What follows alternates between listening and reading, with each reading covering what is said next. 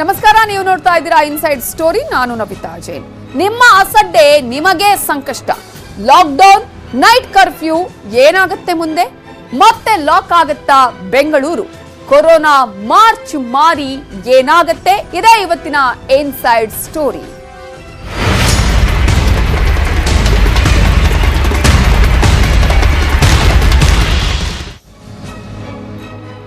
ರಾಜ್ಯದಲ್ಲಿ ಕೊರೋನಾ ಎರಡನೇ ಅಲೆಯ ಭೀತಿ ಈಗ ದಿನದಿಂದ ದಿನಕ್ಕೆ ಜಾಸ್ತಿ ಆಗ್ತಾ ಇದೆ. ಲಾಕ್ಡೌನ್, ನೈಟ್ ಕರ್ಫ್ಯೂ ಫಿಕ್ಸ್ ಅಂತ ಹೇಳಲಾಗ್ತಾ ಇದೆ. ಟಫ್ ರೂಲ್ಸ್ಗೆ ನಿರ್ಧಾರ ಮಾಡಿದೆ ಆರೋಗ್ಯ ಇಲಾಖೆ. ದಿನದಿಂದ ದಿನಕ್ಕೆ ಕೊರೋನಾ ಪ್ರಕರಣಗಳ ಸಂಖ್ಯೆ ಜಾಸ್ತಿ ಆಗ್ತಾ ಇದೆ. ಕಳೆದ 4-5 ದಿನಗಳಿಂದ ಗಮನಿಸಿದ್ರೆ ಅತ್ಯಂತ ಹೆಚ್ಚು ಪ್ರಕರಣಗಳು ದಾಖಲಾಗ್ತಾ ಇರೋದು. ಈ ಹಿನ್ನೆಲೆಯಲ್ಲಿ ಟಫ್ ರೂಲ್ಸ್ ಬಗ್ಗೆ ಸಿಎಂ ಮಹತ್ವದ ಸಭೆಯನ್ನ ಮಾಡಿದ್ದಾರೆ. ಆರೋಗ್ಯ ಇಲಾಖೆಯ ಅಧಿಕಾರಿಗಳೊಂದಿಗೆ ಈಗ ಸಭೆಯನ್ನ ಮಾಡ್ತಾ ಇದ್ದು, ವಿಧಾನಸೌಧದಲ್ಲಿ ಮಹತ್ವದ ಸಭೆ ನಡೀತಾ ಇದೆ. ಯಾವ ರೀತಿಯಾಗಿ ಕ್ರಮಗಳನ್ನ ಕೈಗೊಳ್ಳಬೇಕು, ಕಂಟ್ರೋಲ್ ಮಾಡೋದಕ್ಕೆ ಇರುವಂತಹ ವಿಧಾನಗಳು ಏನೇನು ಅನ್ನೋದ್ರ ಬಗ್ಗೆ ಈಗ ಸಭೆಯನ್ನ ಮಾಡ್ತಾ ಇದ್ದಾರೆ. ಎಲ್ಲಾ ಡಿಸಿಗಳ ಜೊತೆ ಬಿಎಸ್ವೈ ವಿಡಿಯೋ ಕಾನ್ಫರೆನ್ಸ್ ಅನ್ನ ಮಾಡ್ತಾ ಇದ್ದು, ಜಿಲ್ಲೆಗಳ ಕೊರೋನಾ ಪರಿಸ್ಥಿತಿ ಬಗ್ಗೆ ಸಿಎಂ ಅವಲೋಕನವನ್ನ ಮಾಡ್ತಾ ಇದ್ದಾರೆ. ಹಾಗಾದ್ರೆ ಏನು ರೂಲ್ಸ್ ಮಾಡಬಹುದು ಅನ್ನೋದ್ರ ಬಗ್ಗೆ ಕೂಡ ಮಾಹಿತಿಯನ್ನ ಪಡ್ಕೊಳ್ತಾ ಇದ್ದಾರೆ. ಆಲ್ಮೋಸ್ಟ್ ಎಲ್ಲಾ ಜಿಲ್ಲೆಗಳ ಜಿಲ್ಲಾಧಿಕಾರಿಗಳ ಜೊತೆ ವಿಡಿಯೋ ಕಾನ್ಫರೆನ್ಸ್ ನಲ್ಲಿ ಈಗ ಎಲ್ಲಾ ಮಾಹಿತಿಯನ್ನ ಕಲೆ ಹಾಕ್ತಾ ಇದ್ದಾರೆ. ಆಯಾಯ ಜಿಲ್ಲೆಗಳಲ್ಲಿ ಯಾವ ರೀತಿಯ ಪರಿಸ್ಥಿತಿ ಇದೆ, ಕೊರೋನಾ ಪ್ರಕರಣಗಳ ಸಂಖ್ಯೆ ಯಾವ ರೀತಿಯಾಗಿದೆ, ಯಾವ ರೀತಿಯಾಗಿ ಕ್ರಮ ಕೈಗೊಳ್ಳುವಂತಹ ನಿಟ್ಟಿನಲ್ಲಿ ಪ್ರಯತ್ನಗಳು ಅಲ್ಲಿ ಆಗ್ತಾ ಇದೆ ಅನ್ನೋದ್ರ ಬಗ್ಗೆ ಕೂಡ ಈಗ ಮಾಹಿತಿಯನ್ನ ಕಲೆ ಹಾಕ್ತಾ ಇದ್ದಾರೆ. ಆದ್ರೆ ಈಗಾಗಲೇ ಕಟ್ಟುನಿಟ್ಟಿನ ಕ್ರಮಗಳನ್ನ ತೆಗೆದುಕೊಳ್ಳೋದಕ್ಕೆ ಬೇಕಾದಂತಹ ಎಲ್ಲಾ ಸಿದ್ಧತೆಗಳನ್ನ ಕೂಡ ಸರ್ಕಾರ ಮಾಡಿಕೊಳ್ತಾ ಇದೆ. ಇನ್ನು ಟಫ್ ರೂಲ್ಸ್ ಬಗ್ಗೆ ನಾವು ನೋಡ್ತಾ ಹೋಗೋದಾದ್ರೆ ಅನೇಕ ಆಯ್ಕೆಗಳಿದೆ. ಕರ್ಫ್ಯೂ ಅಥವಾ ನೈಟ್ ಕರ್ಫ್ಯೂ ಜಾರಿ ಮಾಡುವಂತಹ ಸಾಧ್ಯತೆಗಳು ಕೂಡ ಇದೆ ಅಂತಾನೆ ಹೇಳಲಾಗ್ತಾ ಇದೆ. ಮುಖ್ಯಮಂತ್ರಿಗಳು ಒಂದು ವಿಶೇಷ ಸಭೆಯನ್ನ ತಾಂತ್ರಿಕ ಸಲಹಾ ಸಮಿತಿಯವರ ಜೊತೆಗೆ ನಮ್ಮ ಆರೋಗ್ಯ ಇಲಾಖೆ ಅಧಿಕಾರಿಗಳು ನಾವೆಲ್ಲ ಕೂಡ ಸೇರಿ ಒಂದು ಸಭೆ ಮಾಡೋದಿದೆ.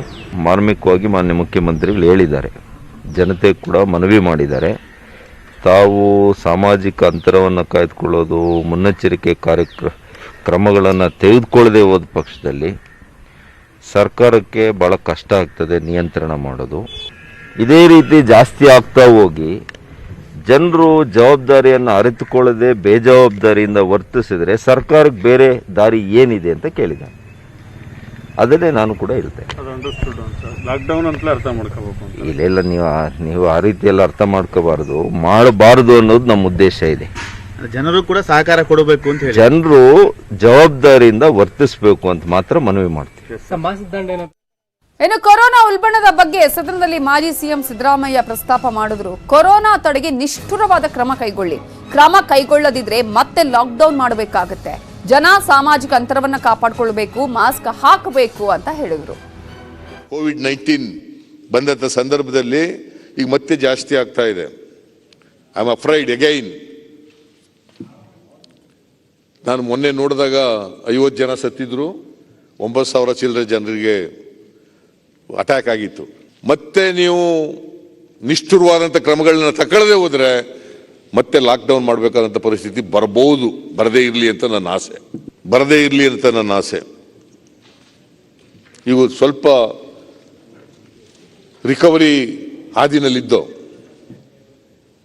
ಮತ್ತೆ ಇದು ಬಂದ್ಬಿಟ್ರೆ ಭಾರಿ ಕಷ್ಟ ಆಗ್ತದೆ. ಲಾಕ್ಡೌನ್ ಏನಾದ್ರು ಒಂದು ವೇಳೆ ಆಗ್ಬಿಟ್ರೆ ಭಾರಿ ಕಷ್ಟ ಆಗ್ಬಿಡ್ತದೆ. ಅಂದರೆ ಎಚ್ಚರಿಕೆ ವಹಿಸ್ಬೇಕು. ಯಾವ್ಯಾವ ದೇಶದಿಂದ ನಮಗೆ ಬರ್ತಾರೆ ಅದನ್ನು ತಡೆಗಟ್ಟತಕ್ಕಂಥದ್ದನ್ನು ಮಾಡಬೇಕು. ಟೆಸ್ಟ್ ಮಾಡಬೇಕು, ಮಾಸ್ಕ್ ಹಾಕಬೇಕು, ಸ್ಯಾನಿಟೈಸೇಷನ್ ಮಾಡಬೇಕು, ಡಿಸ್ಟೆನ್ಸ್ ಮೇಂಟೈನ್ ಮಾಡಬೇಕು. ಇವೆಲ್ಲದರ ಮಧ್ಯೆ ಮಾಜಿ ಸಿಎಂ ಸಿದ್ದರಾಮಯ್ಯ ಅವರು ವಿಕ್ಟೋರಿಯಾ ಆಸ್ಪತ್ರೆಗೆ ಹೋಗಿ ಕೊರೋನಾ ವ್ಯಾಕ್ಸಿನ್ ಅನ್ನ ಕೂಡ ಪಡ್ಕೊಂಡಿದ್ದಾರೆ. ಮೊದಲ ಡೋಸ್ ಅನ್ನ ಪಡ್ಕೊಂಡಿದ್ದಾರೆ. ಯಾವ ರೀತಿಯಾಗಿ ಕಠಿಣ ಕ್ರಮಗಳನ್ನು ತೆಗೆದುಕೊಳ್ಳಬೇಕು ಅನ್ನೋದ್ರ ಬಗ್ಗೆ ಕೂಡ ವಿಧಾನಸೌಧದಲ್ಲಿ ಅವರು ಮಾತನಾಡಿದ್ರು, ಅಧಿವೇಶನದಲ್ಲಿ ಮಾತನಾಡಿದ್ರು ವಿಧಾನಸಭೆಯಲ್ಲಿ. ಸೊ ಈ ಹಿನ್ನೆಲೆಯಲ್ಲಿ ಈಗ ಕಠಿಣ ಕ್ರಮದ ಅಗತ್ಯತೆ ಇದೆ ಅನ್ನೋದನ್ನ ಈಗ ಎಲ್ಲರೂ ಹೇಳ್ತಿದ್ದಾರೆ. ಇವೆಲ್ಲದರ ಬಗ್ಗೆ ಡೀಟೇಲ್ಸ್ ಕೊಡೋದಕ್ಕೆ ನಮ್ಮ ರಿಪೋರ್ಟರ್ ಕೃಷ್ಣ ಈಗ ನೇರ ಸಂಪರ್ಕದಲ್ಲಿದ್ದಾರೆ. ಕೃಷ್ಣ, ಈಗಾಗಲೇ ಮೀಟಿಂಗ್ ಕೂಡ ನಡೀತಾ ಇದೆ. ಮೀಟಿಂಗ್ ನಲ್ಲಿ ಯಾವ ನಿರ್ಧಾರವನ್ನ ತೆಗೆದುಕೊಳ್ಳುವಂತಹ ಸಾಧ್ಯತೆ ಇದೆ, ಏನೇನು ಚರ್ಚೆ ಆಗ್ತಾ ಇದೆ? ಖಂಡಿತವಾಗ್ಲೂ ನಿಮಿತ್ತ ಈಗಾಗಲೇ ಏನು ಪ್ರಮುಖವಾಗಿ ರಾಜ್ಯದಲ್ಲಿ ಕೊರೋನಾ ಸೋಂಕಿತರ ಸಂಖ್ಯೆ ಜಾಸ್ತಿ ಆಗ್ತಾ ಇರುವಂಥದ್ದು ಎಷ್ಟೇ ಬಿಗಿ ಕ್ರಮವನ್ನು ಮಾಡಿದ್ರೂ ಕೂಡ ಎಲ್ಲೋ ಒಂದು ಕಡೆ ಅದು ನಿಯಂತ್ರಣಕ್ಕೆ ಬರ್ತಾ ಇಲ್ಲ. ಈಗ ಆರೋಗ್ಯ ಇಲಾಖೆ ಕೂಡ ಗಂಭೀರವಾದಂಥ ನಿರ್ಧಾರವನ್ನು ಕೈಗೊಂಡಿದೆ. ಟಫ್ ರೂಲ್ಸ್ಗಳನ್ನ ಮಾಡಲೇಬೇಕು ಅನ್ನೊಂದು ಪಟ್ಟನ್ನು ಈಗ ಮುಖ್ಯಮಂತ್ರಿಗಳ ಬಳಿ ಹಿಡಿದಿರುವಂಥದ್ದು. ಜೊತೆಗೆ ಈಗಾಗಲೇ ಮುಖ್ಯಮಂತ್ರಿಗಳು ಕೂಡ ಈ ಬೆನ್ನಲ್ಲೇ ಈಗ ಒಂದು ಸಭೆಯನ್ನು ಕೂಡ ಮಾಡ್ತಾ ಇದ್ದಾರೆ. ಸಭೆಯಲ್ಲಿ ಪ್ರಮುಖವಾಗಿ ರಾಜ್ಯದ ಎಲ್ಲ ಜಿಲ್ಲೆಯ ಡಿಸಿಗಳೇನಿದ್ದಾರೆ ಅವ್ರ ಜೊತೆ ಚರ್ಚೆಯನ್ನು ಮಾಡ್ತಿದ್ದಾರೆ. ಜಿಲ್ಲೆಗಳಲ್ಲಿ ಕೊರೋನಾ ಪರಿಸ್ಥಿತಿ ಯಾವ ರೀತಿ ಇದೆ, ಮತ್ತೆ ಕೊರೋನಾ ನಿಯಂತ್ರಣಕ್ಕೆ ಇಲ್ಲಿವರೆಗೂ ಕೈಗೊಂಡ ಕ್ರಮಗಳಾಗಿರ್ಬೋದು, ಮತ್ತೆ ಮುಂದೆ ಯಾವ ರೀತಿ ಕ್ರಮವನ್ನು ಕೈಗೊಳ್ಳಬೇಕು, ಮತ್ತೆ ಏನಾದರೂ ಬಿಗಿಯಾದಂಥ ಕ್ರಮವನ್ನು ಮಾಡೋದಾದ್ರೆ ಯಾವ ಕ್ರಮವನ್ನು ಮಾಡಬೇಕು, ಮತ್ತೆ ಲಾಕ್ಡೌನ್ ಏನಾದರೂ ಮಾಡಬೇಕಾದಂಥ ಅನಿವಾರ್ಯತೆ ಏನಾದರೂ ಜಿಲ್ಲೆಯಲ್ಲಿ ಇದೆಯಾ ಅನ್ನೋ ಒಂದು ಮಾಹಿತಿಯನ್ನು ಮುಖ್ಯಮಂತ್ರಿ ಬಿ ಎಸ್ ಯಡಿಯೂರಪ್ಪನವರು ಸಂಬಂಧಪಟ್ಟಂತಹ ಡಿಸಿಗಳ ಜೊತೆಗೆ ಮಾಹಿತಿಯನ್ನು ಪಡಿತಾ ಇರುವಂಥದ್ದು. ಎಲ್ಲೋ ಒಂದು ಕಡೆ ಪ್ರಮುಖವಾಗಿ ಕೆಲ ಡಿಸಿಗಳು ಮುಖ್ಯಮಂತ್ರಿಗಳಿಗೆ ಒಂದು ಸಮಗ್ರವಾದಂಥ ವಿವರವನ್ನು ಕೊಟ್ಟಂತಹ ಸಂದರ್ಭದಲ್ಲಿ ಅನಿವಾರ್ಯವಾಗಿ ಬಿಗಿ ಕ್ರಮವನ್ನು ಕೈಗೊಂಡ್ರೆ ಮಾತ್ರ ಈ ಒಂದು ಕೊರೋನಾ ನಿಯಂತ್ರಣ ಸಾಧ್ಯ. ಈಗಾಗಲೇ ಜಿಲ್ಲಾಧಿಕಾರಿಗಳು ಅಂದ್ರೆ ಪ್ರಮುಖವಾಗಿ ನಾವು ಕೂಡ ಕೆಲಸವನ್ನ ಮಾಡ್ತಾ ಇದ್ದೇವೆ. ಎಲ್ಲೋ ಒಂದು ಕಡೆ ಪ್ರಮುಖವಾಗಿ ಜನರು ಅಂದ್ರೆ ಸರ್ಕಾರದ ಪಾಲನೆ ನಿಯಮಗಳೇನಿದೆ ಅದನ್ನ ಪಾಲನೆಯನ್ನ ಮಾಡ್ತಾ ಇಲ್ಲ. ಹೀಗಾಗಿ ಗಂಭೀರವಾದಂತಹ ಬಿಗಿ ಕ್ರಮವನ್ನ ಕೈಗೊಳ್ಳಬೇಕಾದಂತ ಅನಿವಾರ್ಯತೆಯನ್ನ ಮಾಡಬೇಕಾಗುತ್ತೆ ಅನ್ನೋ ಒಂದು ಸಲಹೆಯನ್ನ ಮುಖ್ಯಮಂತ್ರಿಗಳಿಗೆ ಕೊಡ್ತಾ ಇರುವಂತದ್ದು. ಈ ಒಂದು ಸಲಹೆ ಪಡ್ಕೊಂಡಿರುವಂತಹ ಮುಖ್ಯಮಂತ್ರಿಗಳು ಈಗ ತಜ್ಞರಾಗಿರ್ಬೋದು, ಮತ್ತೆ ಈಗಾಗಲೇ ಆರೋಗ್ಯ ಸಚಿವರಾಗಿರ್ತಕ್ಕಂಥ ಸುಧಾಕರ್ ಆಗಿರ್ಬೋದು, ಮತ್ತೆ ಗೃಹ ಸಚಿವರಾಗಿರ್ತಕ್ಕಂಥ ಬಸವರಾಜ ಬೊಮ್ಮಾಯಿ ಆಗಿರ್ಬೋದು, ಅವ್ರ ಜೊತೆ ಚರ್ಚೆಯನ್ನ ಮಾಡ್ತಾ ಇದ್ದಾರೆ. ಯಾವೆಲ್ಲ ಬಿಗಿ ಕ್ರಮವನ್ನ ಕೈಗೊಳ್ಳಬೇಕು ಅನ್ನುವಂಥದ್ದು. ಈಗಾಗಲೇ ಪ್ರಮುಖವಾಗಿ ವಿಪಕ್ಷ ನಾಯಕರುಗಳು ಕೂಡ ಸರ್ಕಾರಕ್ಕೆ ಆಗ್ರಹವನ್ನ ಮಾಡಿದ್ದಾರೆ. ಒಂದ್ ಕಡೆ ವಿಧಾನಸಭೆಯಲ್ಲಿ ವಿರೋಧ ಪಕ್ಷದ ನಾಯಕರಾಗಿರ್ತಕ್ಕಂಥ ಸಿದ್ದರಾಮಯ್ಯವರು ಕೂಡ ಒಂದು ಒತ್ತಡವನ್ನು ಹಾಕಿದ್ದಾರೆ. ಅಂದ್ರೆ ಬಿಗಿಯಾದ ಕ್ರಮವನ್ನು ಕೈಗೊಂಡ್ರೆ ಮಾತ್ರ ಕೊರೋನಾ ನಿಯಂತ್ರಣ ಸಾಧ್ಯ ಅನ್ನೋ ಮಾತನ್ನು ಹೇಳಿದ್ದಾರೆ. ಮತ್ತೆ ಮತ್ತೊಂದು ಕಡೆ ಜೆಡಿಎಸ್ನ ಶಾಸಕಾಂಗ ಪಕ್ಷದ ನಾಯಕರಾಗಿರ್ತಕ್ಕಂಥ ಎಚ್ ಡಿ ಕುಮಾರಸ್ವಾಮಿ ಅವರು ಕೂಡ ಲಾಕ್ಡೌನ್ ಅನ್ನ ಮಾಡಿದ್ರೆ ಕೊರೋನಾ ನಿಯಂತ್ರಣ ಸಾಧ್ಯ ಅನ್ನೋ ಮಾತನ್ನ ಹೇಳಿರುವಂತದ್ದು. ಹೀಗಾಗಿ ಎಲ್ಲಾ ವಿಚಾರಗಳನ್ನ ಅರಿತಿರ್ತಕ್ಕಂಥ ಮುಖ್ಯಮಂತ್ರಿಗಳು ಈಗ ಸಂಬಂಧಪಟ್ಟಂತಹ ಸಚಿವರುಗಳಾಗಿರ್ಬೋದು ಮತ್ತೆ ಅಧಿಕಾರಿಗಳಾಗಿರ್ಬೋದು ಅವ್ರ ಜೊತೆ ಚರ್ಚೆನ ಮಾಡ್ತಿದ್ದಾರೆ. ಅಧಿಕಾರಿಗಳು ಕೂಡ ಆರೋಗ್ಯ ಇಲಾಖೆ ಅಧಿಕಾರಿಗಳು ಕೂಡ ಸಂಪೂರ್ಣವಾದಂತಹ ಬೆಂಬಲವನ್ನ ಕೊಡ್ತೇವೆ. ನೀವು ಟಫ್ ರೂಲ್ಸ್ ಅನ್ನ ಜಾರಿ ಮಾಡಿ, ಜೊತೆಗೆ ನೀವೇ ಒಂದು ರಾಜ್ಯದ ಜನರಿಗೆ ಸಂದೇಶವನ್ನ ಕೊಟ್ರೆ ರಾಜ್ಯದ ಮುಖ್ಯಮಂತ್ರಿಗಳಾಗಿ ನಿಮ್ಮ ಮಾತನ್ನ ಕೇಳ್ತಾರೆ ಜನರು ಅನ್ನೋ ಒಂದು ಕಾರಣಕ್ಕೋಸ್ಕರ ಈ ಒಂದು ಸಭೆಯನ್ನ ಮಾಡಿ ಅನ್ನೋದು ಮನವಿಯನ್ನ ಮಾಡ್ಕೊಂಡಿದ್ವಿ. ಅದರಂತೆ ನೀವು ಇವತ್ತು ಒಂದು ಸಂದೇಶವನ್ನ ಕೊಡಿ ಅನ್ನೋ ಒಂದು ಮಾತನ್ನ ಆರೋಗ್ಯ ಸಚಿವ ಸುಧಾಕರ್ ಅವರು ಸಭೆಯಲ್ಲಿ ಹೇಳಿರುವಂತದ್ದು. ಈಗ ಇನ್ನೇನು ಕೆಲವೇ ಕ್ಷಣಗಳಲ್ಲಿ ಸಭೆ ಕೂಡ ಮುಕ್ತಾಯ ಆಗುತ್ತೆ. ಸ್ವತಃ ಮುಖ್ಯಮಂತ್ರಿಗಳೇ ಏನೆಲ್ಲ ಟಫ್ ರೂಲ್ಸ್ ಅನ್ನ ಜಾರಿ ಮಾಡಬೇಕು ಅನ್ನೋದ್ರ ಬಗ್ಗೆ ಮುಖ್ಯಮಂತ್ರಿಗಳೇ ಪ್ರಕಟವನ್ನ ಮಾಡ್ತಾರೆ.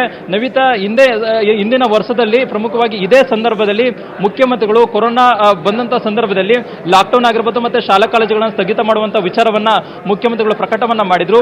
ಈಗ ಅದೇ ಸಂದರ್ಭ ಕೂಡ ಸೃಷ್ಟಿಯಾಗಿದೆ ರಾಜ್ಯದಲ್ಲಿ. ಯಾಕಂದ್ರೆ ಕೊರೋನಾ ಮತ್ತೆ ಜಾಸ್ತಿ ಆಗ್ತಾ ಇರೋದ್ರಿಂದಾಗಿ ಮುಖ್ಯಮಂತ್ರಿಗಳು ಕೂಡ ಈಗಾಗಲೇ ಲಾಕ್ಡೌನ್ ಸುಳಿವನ್ನ ಕೊಟ್ಟಿರುವಂತದ್ದು.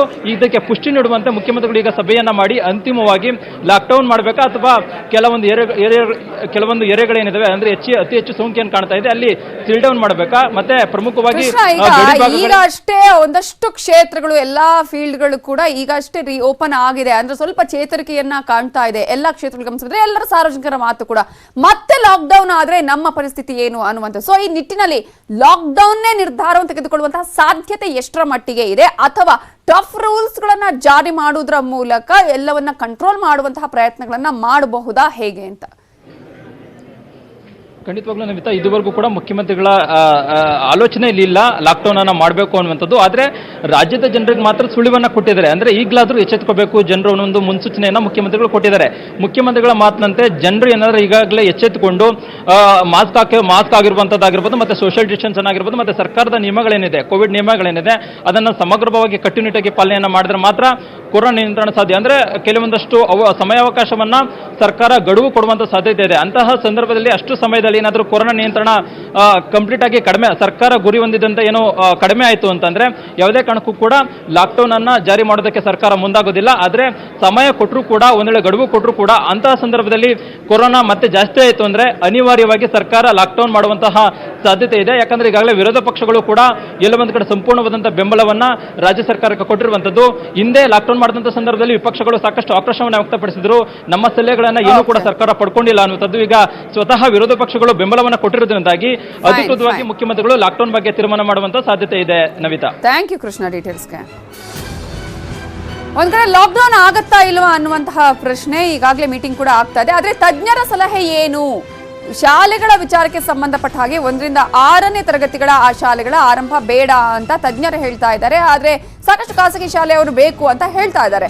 ಆನ್ಲೈನ್ ಕ್ಲಾಸ್ ಅಲ್ಲಿ 6ರಿಂದ 9ನೇ ತರಗತಿ ಪಾಠವನ್ನ ಮಾಡಬೇಕು. ಅಪಾರ್ಟ್ಮೆಂಟ್ಗಳಲ್ಲೂ ಲಸಿಕೆ ವ್ಯವಸ್ಥೆ ಮಾಡಬೇಕು.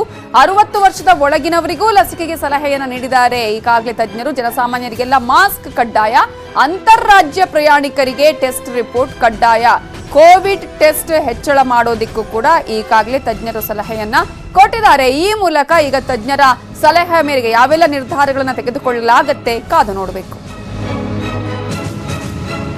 ಇದರ ಬಗ್ಗೆ ಮಾತನಾಡೋದಕ್ಕೆ ನಮ್ಮ ಜೊತೆ ಈಗ ತಜ್ಞ ವೈದ್ಯರಾಗಿರುವಂತಹ ಡಾಕ್ಟರ್ ಅಂಜನಪ್ಪ ಅವರೀಗ ಫೋನ್ ಸಂಪರ್ಕದಲ್ಲಿದ್ದಾರೆ. ಸರ್ ನಮಸ್ತೆ. ನಮಸ್ಕಾರಮ್ಮ. ಈಗಾಗಲೇ ಕೋವಿಡ್ ಇಲ್ಲ ಅನ್ನುವಂತಹ ರೀತಿಯಲ್ಲಿ ಎಲ್ಲಾ ಕಡೆಗಳಲ್ಲಿ ಕಾಣ್ತಾ ಇದೆ. ಮಾಸ್ಕ್ ಇಲ್ಲ, ಸೋಷಿಯಲ್ ಡಿಸ್ಟೆನ್ಸ್ ಅಂತೂ ಕಾಣ್ತಾನೆ ಇಲ್ಲ. ಗುಂಪಾಗಿ ಎಲ್ಲರೂ ಕೂಡ ತಮ್ಮ ತಮ್ಮ ಕ್ಷೇತ್ರಗಳಲ್ಲಿ ಬ್ಯುಸಿ ಆಗಿಬಿಟ್ಟಿದ್ದಾರೆ. ಜಾಸ್ತಿ ಆಗ್ತಾ ಇದೆ. ಏನ್ ಸಲಹೆ ಕೊಡೋದಕ್ಕೆ ಬಯಸ್ತೀರಿ ಸರ್? ನಮ್ಮ ವಿಜ್ಞಾನ ಬಹಳ ಸರಳ. ವೈರಲ್ ಡಿಸೀಸ್ ಇದು. 1 ವರ್ಷದ ಅನುಭವ ನಮ್ಗೆ. ಇದು ಅಪ್ಪರ್ ರೆಸ್ಪಿರೇಟರಿ ವೈರಸ್. ಅದ್ 3ನೇ ಅಲೆ ಆಗ್ಲಿ 4ನೇ ಅಲೆ ಆಗ್ಲಿ ಒಂದೇ ರೀತಿ ಬರೋ ಅಂತದ್ದು. ಇಷ್ಟು ಸ್ಪಷ್ಟವಾಗಿ ಮಾಹಿತಿ ಕೊಟ್ರು ಕೂಡ ನಾನು ಇವತ್ತೇ ಒಂದ್ ಮದ್ವೆ ಹೋಗಿ ಬರ್ತಿದ್ದೀನಮ್ಮ. ನಾನ್ ಮಾಸ್ಕ್ ಹಾಕೊಂಡಿದೀನಿ, ಗೊತ್ತಾಯ್ತಾ? ಒಂಥರ ನಗಿಪಾಟ್ಲು ಹಾಕೊಂಡವ್ರಿಗೆ ಆ ರೀತಿ ಬಿಹೇವ್ ಮಾಡ್ತಾರೆ ಜನ. ಬೇರೆ ಶಾರ್ಟ್ ಕಟ್ಸ್ ಇಲ್ಲಮ್ಮ. ಆಗಿದೆ ಸರ್. ನಾನು ಬಹಳ ಸರಿ ಹೇಳ್ತೀನಮ್ಮ, ವಿಜ್ಞಾನಕ್ಕೆ ಗೌರವ ಕೊಡ್ಬೇಕು. ರಾಜಕಾರಣಿಗಳು ಅವ್ರು ಏನ್ ಬೇಕೋ ಅವ್ರು ಏನ್ ಮಾಡ್ಕೋತಾರ ಮಾಡ್ಲಿ. ಅವನ್ ಹಾಕೊಳ್ಳಲ್ಲ, ಇವನ್ ಹಾಕೊಳ್ಳಲ್ಲ, ಅದ್ ನಮಗೆ ಬೇಕಿಲ್ಲ. ಪ್ರತಿಯೊಬ್ಬರ ಆರೋಗ್ಯ ಒಬ್ಬ ತಜ್ಞ ವೈದ್ಯ ಹೇಳಿದ್ಮೇಲೆ ಅದು ಮಾಧ್ಯಮದ ಮುಖಾಂತರ ನಿಮ್ಮ ಕಾಳಜಿ ನಮ್ಗೆ ಅರ್ಥ ಆಗುತ್ತೆ. ನನ್ನ ಧ್ವನಿಯನ್ನು ನೀವು ಮುಟ್ಟಿಸ್ತೀರಿ. ಶಂಕದಿಂದ ತೀರ್ಥ ಬಂದಂಗೆ ನಾನು ಅಷ್ಟು ಸ್ಪಷ್ಟವಾಗಿ ಹೇಳಿದೀನಿ. ನಾನು 2 ಕಡೆ ವ್ಯಾಕ್ಸಿನ್ ಹಾಕೊಂಡಿದೀನಿ, 2 ಡೋಸು. ನಾನು ಪ್ರತಿ ಸಾರಿ ನೋಡಿ ಕ್ಲಿನಿಕ್ ನ ಕೂತು ನಾನು ಪೇಷಂಟ್ ನೋಡ್ತಾ ಇದ್ದೀನಿ. 3 feet ಅವೇ ಇಟ್ಟಿರ್ತೀನಿ. ಪೇಷಂಟ್ ಹತ್ರ ಹೋದ್ರೆ ಇಮಿಡಿಯೇಟ್ಲಿ ಮಾಸ್ಕ್ ಮೂಗ್ ಹತ್ರ ಬರುತ್ತೆ. ಅಮ್ಮ ಇಷ್ಟ ಬಿಟ್ರೆ ಬೇರೆ ಮಾರ್ಗನೇ ಇಲ್ಲಮ್ಮ. ಅಂಡ್ ವೈರಸ್ಗೇನು ಇವನ್ ಸ್ವಾಮೀಜಿ, ಇವರು ಚೀಫ್ ಮಿನಿಸ್ಟ್ರು, ಇವನು ಡಾಕ್ಟ್ರು ಅಂತ ಏನು ಅದೇನು ಗೊತ್ತಾಗೋದಿಲ್ಲ. ದಯವಿಟ್ಟು ಇದನ್ನ ಯಾಕೆ ಎಷ್ಟು ಸರಳೀಕರಿಸ್ತೀವಿ, ಇಷ್ಟೊಂದು ಸ್ಪಷ್ಟವಾಗಿ ಹೇಳ್ತೀವಿ ಅಂದ್ರೆ ದೇರ್ ಇಸ್ ನೋ ವೇ. ನೋಡಿ ಎಷ್ಟು ಚೆನ್ನಾಗಿ ಕಡಿಮೆ ಆಗ್ತಾ ಬಂತು. ಅಂಡ್ ವೈರಲ್ ಸೀಸನ್ ಮುಗಿತಾ ಬಂತು. ನಾನು ಹೇಳಿದೆ ಉಗಾದಿ ಹಬ್ಬದ ಅಷ್ಟೊತ್ತಿಗೆ ಉರ ಅಂತ ಬೇಸಿಗೆ ಶುರುವಾಗುತ್ತೆ. ಅದು ವೈರಸ್ಗೆ ಅನುಕೂಲಕರವಾದ ವಾತಾವರಣ ಅಲ್ಲ. ಯಾವಾಗ್ಲೂ ಕೂಡ ಚಳಿಗಾಲದಲ್ಲಿ ಮಳೆಗಾಲದಲ್ಲಿ ವೈರಸ್ ಡಿಸೀಸಸ್, ಬೇಸಿಗೆಯಲ್ಲಿ ಬ್ಯಾಕ್ಟೀರಿಯಲ್ ಡಿಸೀಸಸ್. ಇದು ನಮ್ ಸೈನ್ಸ್ ಹೇಳುತ್ತೆ. ದಯವಿಟ್ಟು ಎಲ್ಲ ಇನ್ 3 ತಿಂಗಳು ಫಾಲೋ ಮಾಡಿ. ಉಗಾದಿ ಹಬ್ಬದ ಅಷ್ಟೊತ್ತಿಗೆ ನಮ್ಗೂ ನಿಮ್ಗೂ ಆರಾಮ ಆಗುತ್ತೆ ಅಂದ್ರೆ ಜನ ಕೇಳಲಿಲ್ಲ. ಕಳೆದ 2-3 ಆಗುವಂತಹ ಟೈಮ್ ಯಾವುದು ಅನ್ಸುತ್ತೆ ಸರ್ ಈಗ? ಪೀಕ್ ಟೈಮ್ ಅಲ್ಲ, ಈಗ ನೋಡ್ತಿದ್ರೆ ಒಬ್ರಿಂದ ಒಬ್ರಿಗೆ ಕಾಂಟ್ಯಾಕ್ಟ್ ಜಾಸ್ತಿ ಆದ್ರೆ ಅಂಡ್ ಪ್ಲಸ್ ನಂಬರ್ ಆಫ್ ಟೆಸ್ಟ್ಗಳು ಜಾಸ್ತಿ ಆದ್ರೆ ನಂಬರ್ ಆಫ್ ಕೇಸಸ್ ಜಾಸ್ತಿ. ಅಂಡ್ ಇನ್ನೊಂದಮ್ಮ, ನಾನು ಬಹಳ ಸಾರಿ ಹೇಳಿದೀನಿ, ನಂಬರ್ ಆಫ್ ಕೇಸಸ್ ಜಾಸ್ತಿ ಆಗೋದು ನಮ್ಗೆ ಇಂಪಾರ್ಟೆಂಟ್ ಅಲ್ಲ. ನಿಜ. ನಂಬರ್ ಆಫ್ ಸಫರರ್ಸ್ ಆಗ್ಬಾರ್ದು. ವೈರಸ್ಗಳು ಅಪಾಡಗ ಇರ್ತಾವ. ಇದೇನು ಇವತ್ತಿನ ವೈರಸ್ ಅಲ್ಲ. ನಾನು ಪದೇ ಹೇಳಿದೀನಿ, ಇದು ಗೊಣ್ಣೆ ಸುರ್ಸೋ ವೈರಸ್. ಅನೇಕ ವೈರಸ್ಗಳಿಗೆ ನೇಚರ್ ಇರುತ್ತೆ. ಕೊರೋನಾ ಅನ್ನೋದು ಒಂದು ಏನಂದ್ರೆ ಇಟ್ಸ್ ಎ ಪ್ಯಾಂಡೆಮಿಕ್ ವೈರಸ್. ಆದ್ರಿಂದ ಸ್ವಲ್ಪ ಎಚ್ಚರಿಕೆಯಿಂದ ಇರಿ, ಹೆದರ್ಕೋಬೇಡಿ ಅಂತ 100 ಸಾರಿ ಹೇಳಿದೆ ನಾನು. ಬಟ್ ಡೆಫಿನೆಟ್ಲಿ ಇವತ್ತಿನ ಪರಿಸ್ಥಿತಿಯಲ್ಲಿ ನೋಡಿದ್ರಮ್ಮ ಈ ಮಂತ್ ಎಲ್ಲ ಜಾಸ್ತಿ ಆಗ್ತಾ ಹೋಗುತ್ತೆ. ಸಡನ್ ಜನಗಳು ಎಚ್ಚರ ವಹಿಸಿ ಮಾಸ್ಕ್ ಹಾಕೊಂಡು ಒಬ್ರ ಹತ್ರ ಒಬ್ರು ಹೋಗಿದ್ರೆ ಆಟೋಮೆಟಿಕಲಿ ಕಡಿಮೆ ಆಗುತ್ತೆ. ಅದ್ರೊಳಗೆ ಡೌಟ್ ಇಲ್ಲ. ಓಕೆ, ಜನ ಅದನ್ನ ಅರ್ಥ ಮಾಡ್ಕೊಳ್ಬೇಕು. ಆ ಒಂದು ಅರ್ಥ ಮಾಡುವಂತಹ ಪ್ರಯತ್ನ